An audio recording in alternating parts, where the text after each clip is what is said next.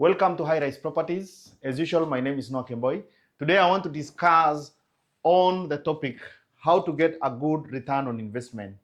In my previous video, I had defined what return on investment is, and it was comparing the profit that you are getting from the money that you invest.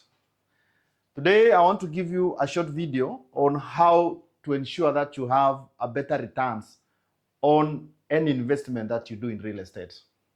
So kitu ya kwanza ambao unafaa kufanya wakati unanunua property ama unajenga property, angalia location.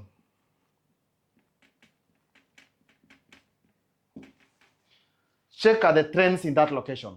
For example, saa zingine unaweza ona area ambayo a college is coming up or rather a good infrastructure is coming up. Those are the things that you need to check in that locality. How are the roads? Is there flooding? How is the security of that locality? Location ensures that you have a good rate of occupancy. Ensures that you have a good rate. The second thing that you need to do when you are investing in real estate, tuseme umejenga nyumba yako or rather umenunua a built property. But before I reach there, I want to discuss on one important point.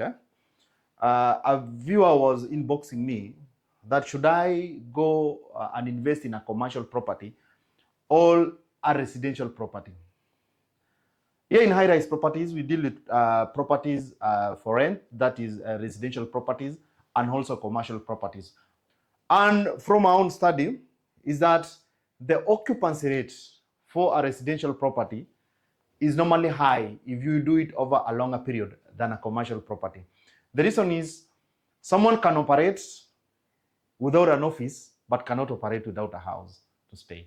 So if you're really looking keen on a good occupancy rate for any investment, go for residential property. Sometimes you can find a commercial property imekuwa vacant for many years, even as high as 7-10 years. Lakini huwezi pata a residential property ikikuwa vacant for such a duration. Now back to the second point.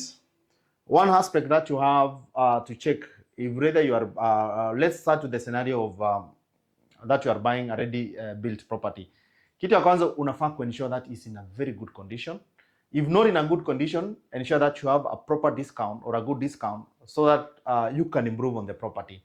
Ensure that whoever tenant is coming in, they should be very comfortable. And by that, they'll ensure that they pay rent on time or they feel that they get value for money. So the other thing, if you are buying a ready property, ensure that it's in a good condition.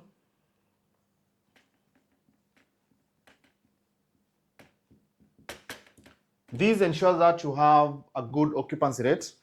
Another thing that you need to ensure at that point is on the management. How properly do you manage the property? Mwingine ananunua nyumba, anaachana nayo. Ni kupiga simu tu akiuliza rent haijalipwa. So you have to ensure that you have a proper management. Ensure your tenants are very happy. Where I come from, if you want, unataka ng'ombe kupatia maziwa vizuri, what you want to do, unamshibisha. In some countries, wanna play mpaka music so that they get a good milk, or rather a good quantity. So in real estate, almost the same principle applies. If you have your tenants to stay long in your property, do a proper management. When there is an issue, sort chap. By then, uta ensure ya kwamba tenants watakaa in your property for long. And by so doing, you have a good return on investment.